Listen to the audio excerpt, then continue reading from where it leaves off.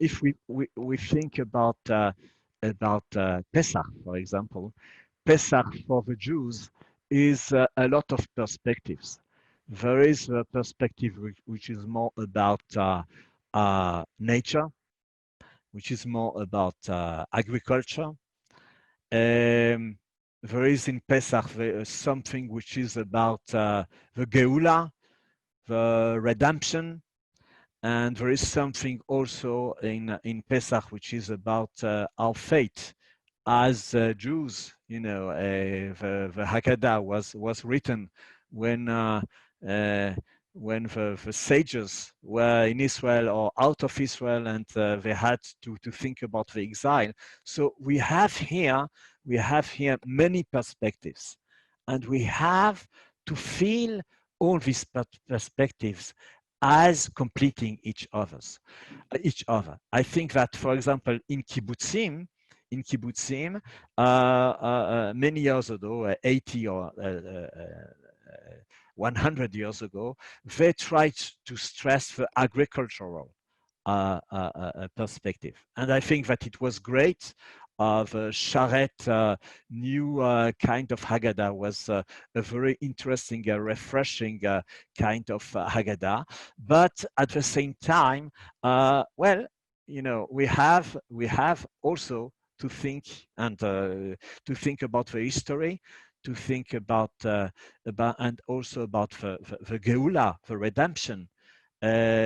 To some to what extent it is something which is common to other cultures or not, things like those. So I think that here I would prepare texts and resources that express these different perspectives, and try with the students to see to understand what for them is the most important perspective that with which they are identifying. I think also that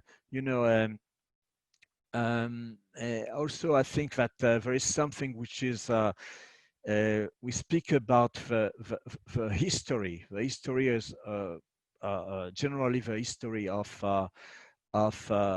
people, the history of generations.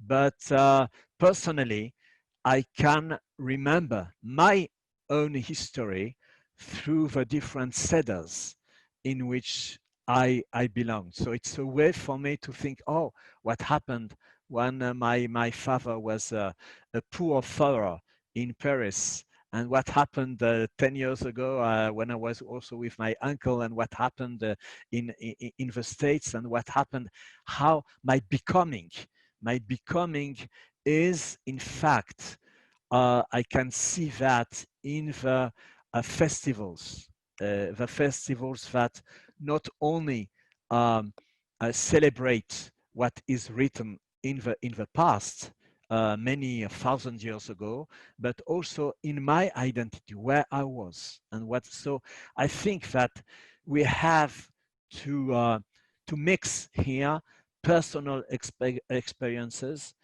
different perspectives about what is Pesach, and to give to the student his or her voice, to say what I felt then, what I feel now.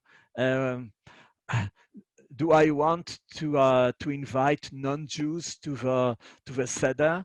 Do I have to invite only people, Jews which are reformed like me, or other Jews, many things. Kol dirfin yete veyechol, okay? Kol ditzrich yete veyifsach. Everybody has to come. So now we have to understand what this means. So to try to find the balance between the tradition and the personal experience of the students and the perspective that we have, I think that I would try to organize the activities around these materials.